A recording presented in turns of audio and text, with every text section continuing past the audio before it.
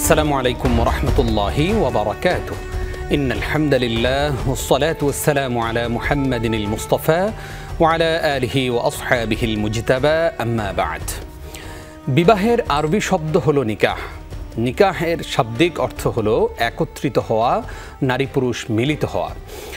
ইসলামী পরিভাষায় শরিয়ার আইন অনুযায়ী ইসলামে বিবাহ বলা হয় তাকেই যে একজন নারী ও একজন পুরুষের মধ্যে নিষ্পন্ন বৈধ বন্ধন ও সামাজিক চুক্তি।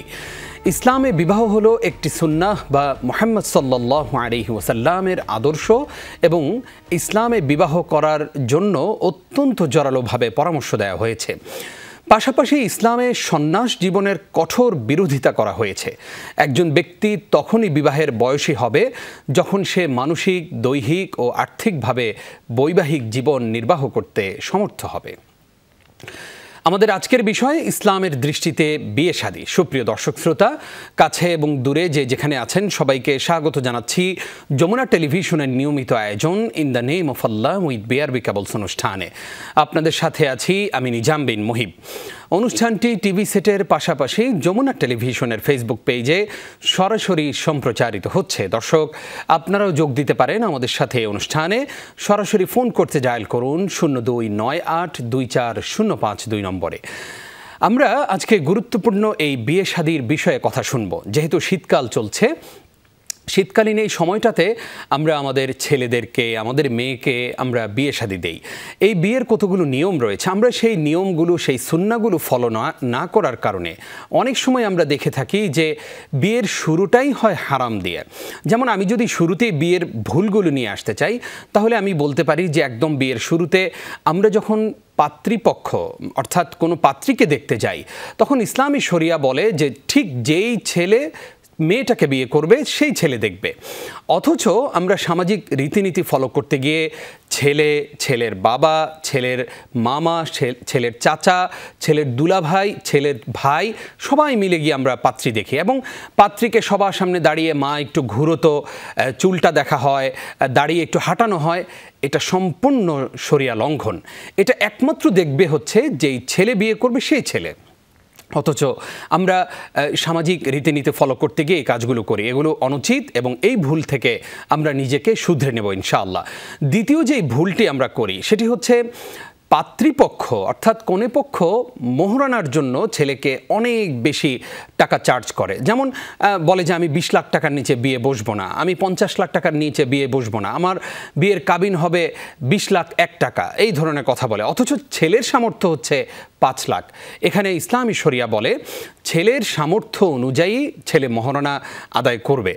আমরা এই যখন অবস্থা তৈরি করি যে মহারণা অনেক হাই করে ধরি, যখন আমরা বলি যে 10 লাখের নিচে আমার কাবিন হবে না, আমার বড় মেয়ের বিয়ে হয়েছে 20 লাখ কাবিনে, ছোট মেয়ের তো ন্যূনতম 10 লাখ হবে, অথচ ছেলের দেওয়ার সামর্থ্য নেই।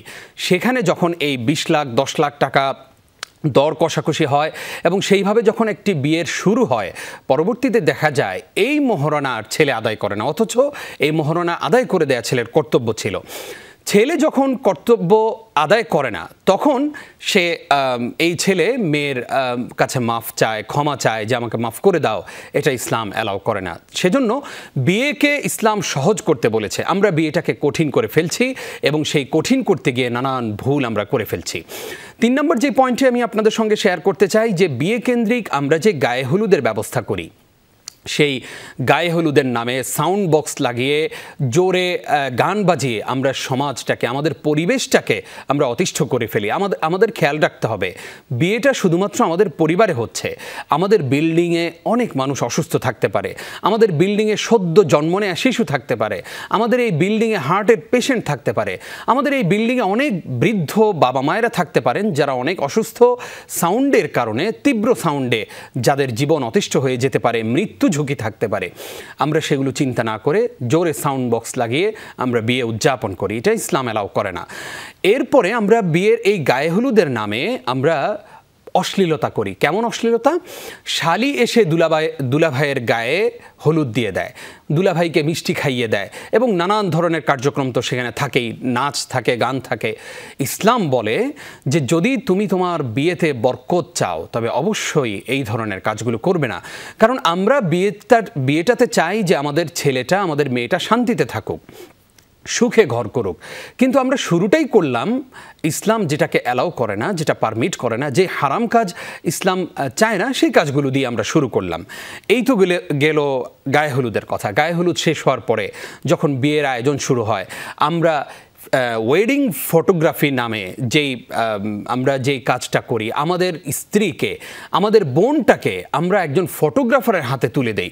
এখানে মেয়েরও ইচ্ছা থাকে অনেক সময় যে আমার বিয়ে তো মানুষ বারবার করে না, আমি আমার ফটোগ্রাফারটা খুব ভালো হবে, খুব ভালো ছবি তুলবে, এইরকম করে আমরা ছবি তুলি বিয়েতে, যেগুলো ইসলাম কখনো অ্যালাউ করে না, পারমিট করে না। ইসলাম যেটা করে, আপনি একান্তে আপনার ছবি তুলতে পারবেন, ব্যক্তিগত ছবি আপনি তুলে রাখতে পারলেন, আপনি আপনার স্বামীকে দেখালেন, স্বামী তার স্ত্রীকে বিয়ের ছবি দেখালো, এইরকম করে কাজ করতে পারে। কিন্তু আমরা যে কাজগুলো করি বিয়েতে, ওয়েডিং ফটোগ্রাফির নামে আমরা যে অশ্লীলতা ছড়িয়ে দেই সমাজে, এই বিষ বাষ্প আমাদের সমাজটাকে দূষিত করে, বিয়ের বরকতগুলো নষ্ট করে দেয়। প্রিয় দর্শক, আপনারা দেখছেন যমুনা টেলিভিশনের নিয়মিত আয়োজন in the name of Allah with BRB cables. অনুষ্ঠানের এই পর্যায়ে ছোট্ট একটি বিরতির সময় হলো, আশা করছি আমাদের সঙ্গেই থাকবেন। প্রিয় দর্শক, আরও একবার স্বাগত জানাচ্ছি আপনাদেরকে। আপনারা দেখছেন যমুনা টেলিভিশনের নিয়মিত আয়োজন in the name of Allah with BRB cables. আমাদের আজকের বিষয় ইসলামের দৃষ্টিতে বিয়ে শাদী। আমরা কথা বলছিলাম বিয়ের ভুলগুলো নিয়ে। এবার একটু পজিটিভ কিছু কথা আপনাদেরকে শোনাতে চাই। বিয়েটা কখনো কখনো সুন্নাহ।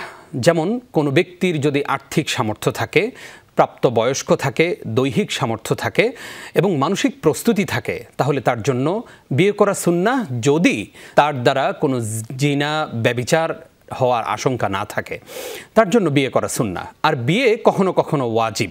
কখনো ওয়াজিব? যখন কোনো ব্যক্তি আর্থিক তার সামর্থ্য রয়েছে, মানসিক প্রস্তুতি আছে, তার দৈহিক সামর্থ্য আছে, কিন্তু তার দ্বারা যে কোনো সময় জিনা ব্যভিচার হয়ে যাওয়ার আশঙ্কা থাকতে পারে, তাহলে আমরা ওই ব্যক্তির ব্যাপারে ইসলামের দৃষ্টিকোণ হচ্ছে, ইসলামের দৃষ্টিভঙ্গি হচ্ছে তার জন্য বিয়ে করা ওয়াজিব, কারণ তার দ্বারা যে কোনো সময় বড় ধরনের গুনাহ হয়ে যেতে পারে। আবার বিয়ে কখনো কখনো হারাম। কোন সময় হারাম?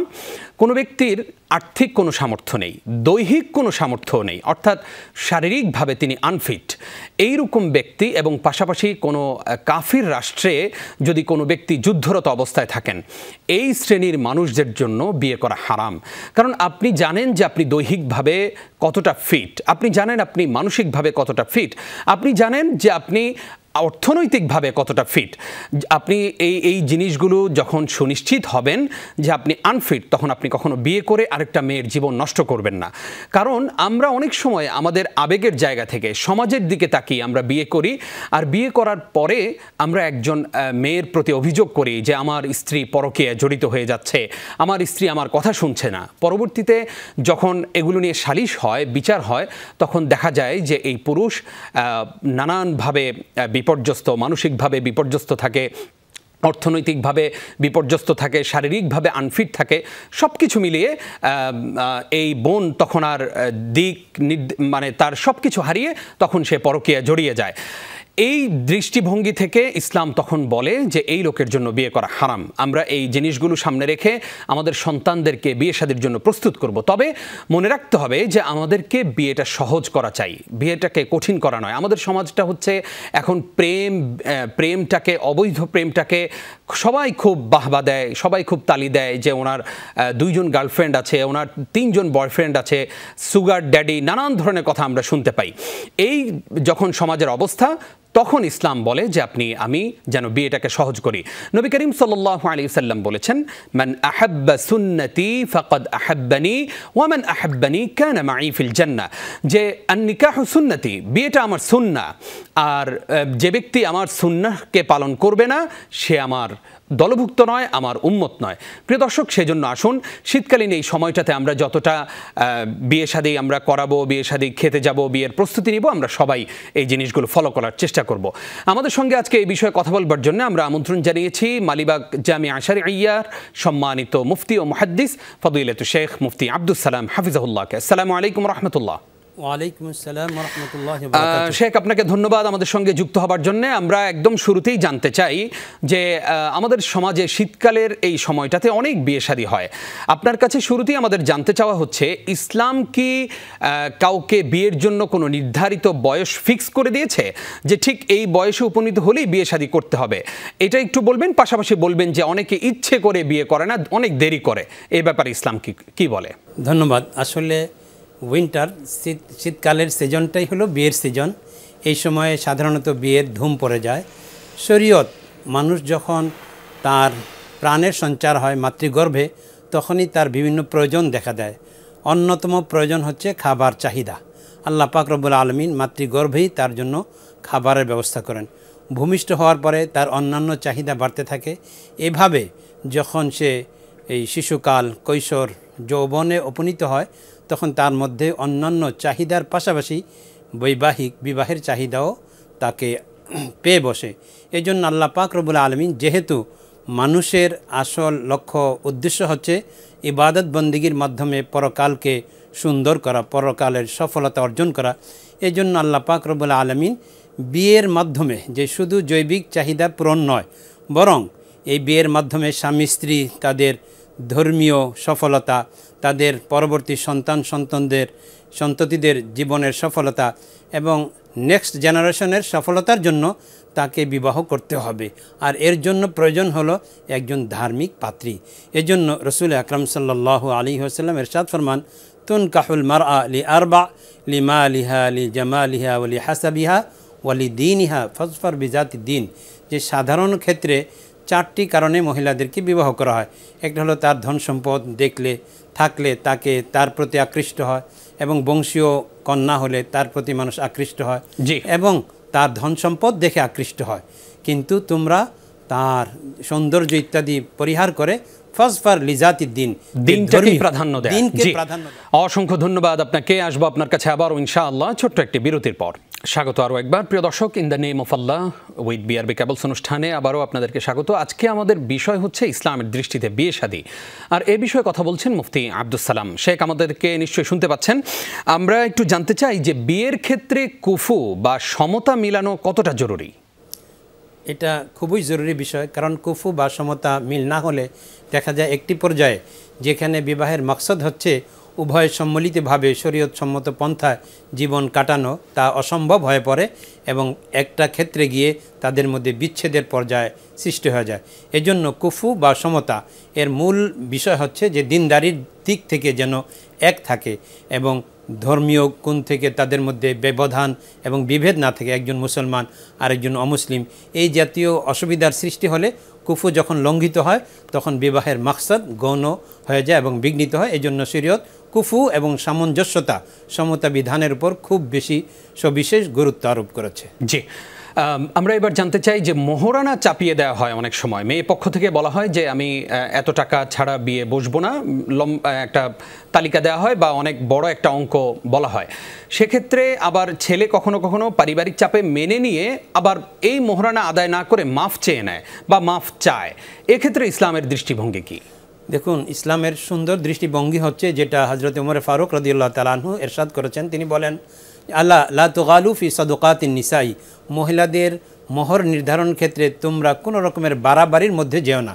কেননা এটা যদি সম্মানে বেশি মোহর নির্ধারণ করে বিয়ে করা, এটা যদি সম্মানের বিষয় হইতো, তাহলে রসুল সাল্লাল্লাহু আলাইহি ওয়াসাল্লামের চাইতে সম্মানী এবং তার স্ত্রীদের চাইতে মহিমান্বিত নারী পৃথিবীতে আর কেউ ছিলেন না। তবুও রসুল সাল্লাল্লাহু আলাইহি ওয়াসাল্লাম মাত্র 12 উকিয়া দিয়ে তাদেরকে বিবাহ করেছিলেন। সুতরাং তোমরা বাড়াবাড়ি করো না, বরং তোমার সামর্থ্যের মধ্যে যেটুকুন আছে তুমি ততটুকুন মোহর নির্ধারণ করো। আর বেশি মোহর নির্ধারণ করে মানুষকে দেখানোর জন্য হইলে আল্লাহ পাক রব্বুল আলামিন এমন পুরুষকে কাল কিয়ামতে জাহান্নামে একেবারে মাথার দিক থেকে ঠেলে ঠেলে জাহান্নামে নিক্ষেপ করবেন বলে হাদিসে উল্লেখ আছে। এজন্য মাপ চেয়ে নেওয়া, এটা তো একজন পুরুষের জন্য তার পৌরুষত্বের সম্পূর্ণ পরিপন্থী কাজ। যে একজন নারীর কাছে আমি একেবারে সারা জীবনের জন্য অসহায় আত্মসমর্পণ করলাম, বেশি নির্ধারণ করার সময় আমি বাঘ হয়েছিলাম, এখন দিতে পারছি না, বিড়াল হয়ে তার কাছে ক্ষমা চাইলাম। একজন পুরুষের বৈশিষ্ট্য কখনো এমনটা হতে পারে না। এই জন্য শরীয়ত এই বিষয়টাকে সম্পূর্ণ নিষেধ করে দিয়েছে। জি, সুন্দর জবাব পেয়েছি আমরা। এবার জানতে চাই যে অনেক সময় দেখা যায় যে বিয়ে কেন্দ্রিক অনেক ভুল হয় আমাদের, বিয়ের আগে থেকেই সেই ভুলগুলো শুরু হয়, যেমন গায়ে হলুদ, তারপরে এই ধরনের অনেক ধরনের অনুষ্ঠান হয়, তারপরে ফটো সেশন হয়, গেট ধরা হয়, পাশাপাশি জামাইয়ের এবং বউয়ের হাত ধোয়া নিয়ে টাকা আদায় করা হয়, এরপরে বিয়ের দাওয়াত দিয়ে সেখানে টেবিল চেয়ার নিয়ে বসা হয়। এই বিষয়গুলোর ব্যাপারে ইসলাম কি বলে? দেখুন, বিবাহ একটি শরীয়তসম্মত বৈধ পন্থা। একজন নারী এবং পুরুষের দাম্পত্য জীবন প্রণয়নের জন্য আইনগত ভিত্তি এবং বৈধ স্বীকারোক্তির নাম হচ্ছে বিয়ে। সুতরাং এটা যত সহজতর করা যায় শরীয়ত এটার প্রতি নির্দেশ প্রদান করেছে, যেন বিয়ের ক্ষেত্রটা একেবারে সহজ হয়ে যায়। তাহলে যত বেশি বিয়ের ক্ষেত্র সহজ হবে তত বেশি সমাজের মধ্যে অশ্লীলতা এবং ব্যভিচার কমে যাবে। এই জন্য রাসূল সাল্লাল্লাহু আলাইহি ওয়াসাল্লাম ইরশাদ ফরমান, ইযা খাতাবা ইলাইকুম মান তারদাউনা দীনাহু ফাযাওয়িজুহু ইল্লা তাফআলুহু তাকুন ফিতনাতুন ফিল আরদি ওয়া ফাসাদুন আরিজ। যে তোমাদের দিন ঠিক আছে, ধর্মীয় ক্ষেত্রে অগ্রসর, এমন কোনো পাত্র পাত্রী তোমাদের কাছে প্রস্তাব নিয়ে আসলে তাহলে তার সঙ্গে তোমাদের আত্মীয়তার বন্ধন করা উচিত, তাকে বিয়ে দেওয়া উচিত। যদি এমনটা না করো তাহলে পৃথিবীতে একবারে ফিতনা ছড়িয়ে যাবে, অনেক বিস্তৃতি লাভ করবে ফিতনার, অর্থাৎ বেবিচারে ভরে যাবে। আমরা তাই লক্ষ্য করছি যে শরীয়ত যেটাকে সহজ করেছে সেটা যখন আমরা কঠিন করেছি, যে বিবাহের ক্ষেত্রে এই গেট ধরা, এই যে আপনার বড় অনুষ্ঠান, অনেকে মনে করে যে অনুষ্ঠান না করলে বিয়ে হয় কি করে, আমি বিবাহ করলাম এটা মানুষকে জানাইতে হবে, এটা হলো লৌকিকতা এবং প্রসিদ্ধি, এটা শরীয়ত নিষেধ করেছে। আমরা উত্তর পেয়ে গেছি। আমরা জানতে চাই যে বিয়ের খরচটা আসলে মূলত কার? এটা কি মেয়ে পক্ষের খরচ? কখনোই না, এটা শুধুমাত্র পুরুষ পক্ষের ওলিমা। রাসূল আকরাম সাল্লাল্লাহু আলাইহি ওয়াসাল্লাম সাহাবী হযরত আব্দুর রহমান ইবনে আউফ রাদিয়াল্লাহু তাআলা আনহু যখন বিবাহ করলেন তখন নবীজি হেসে দিয়ে বললেন, আউলিম ওয়ালাউ বিশাতিন, ছোট্ট একটি ছাগল জবাই করে হলেও ওলিমার ব্যবস্থা করো। এই জন্য এই দায়িত্ব সম্পূর্ণ, কারণ এই বিবাহের মাধ্যমে তিনি নতুন জীবনে পদার্পণ করলেন এবং সুখ অনুভূতি তার লাভ হচ্ছে। এটা বরপক্ষের বা ছেলের জন্য এটা সুবিধার বিষয়। এই জন্য এর দায়িত্ব যেমন নফকা, মহর, খোরপোশ ইত্যাদি সব কিছু যেমন তার দায়িত্বে বর্তায়, ঠিক তেমনিভাবে বিবাহের খরচ এটাও স্বামীর উপর বর্তাবে, মহিলাদের বা মেয়ের বাবার উপর নয়। জি, আশা করি আমাদের দর্শকরা বুঝতে পেরেছেন। আজকের পর্বের সর্বশেষ প্রশ্ন, এই যে বিয়ে করা হয় অনেক ঢাকঢোল পিটিয়ে এবং অনেক জাঁকজমকপূর্ণ আয়োজনের মাধ্যমে, পরবর্তীতে 6 মাস না যেতেই সেই বিয়েগুলোতে দেখা যায় যে অশান্তি, পারিবারিক অশান্তির কারণে ডিভোর্সের হার এখন অনেক বেশি। জানতে চাই এর কারণ কি? আসলে এর মূল কারণ হচ্ছে যে দিনদারিকে প্রাধান্য না দেওয়া। আমরা অনেক সময় সৌন্দর্যের মোহে মহাবিষ্ট হয়ে পড়ে জীবনের দীর্ঘ পথ পরিক্রমায় আমার যে আরও নারীর ক্ষেত্রে আমার স্ত্রীর মধ্যে আরও বিভিন্ন বৈশিষ্ট্যের দরকার, এটা আমরা ভুলে যাই। তখন 2-3 দিন পরে যখন এই সৌন্দর্যের ঘোর কেটে যায় তখন বিপদসঙ্গল পরিস্থিতি এসে আমাকে তখন অনুতাপ আর আফসোসের মধ্যে নিক্ষেপ করে। এই জন্য সর্বপ্রথম কথা হচ্ছে দিনদারিকে প্রাধান্য দেওয়া, তাহলে সমাজে অসংখ্য ধন্যবাদ আপনাকে। অনেকগুলো প্রশ্নের জবাব আমরা পেয়েছি। কষ্ট করে আমাদেরকে সময় দেওয়ার জন্য আপনাকে যমুনা টেলিভিশনের পক্ষ থেকে ধন্যবাদ জানাচ্ছি। প্রিয় দর্শক, আপনারা এতক্ষণ দেখছিলেন in the name of Allah with BRB cables. দেখতে দেখতে সময় শেষ হয়ে আসলো। আগামী পর্ব দেখবার আমন্ত্রণ জানিয়ে এখানেই বিদায় নিচ্ছি আমি নিজাম বিন মুহিব। আসসালামু আলাইকুম ওয়া রাহমাতুল্লাহি ওয়া বারাকাতুহু।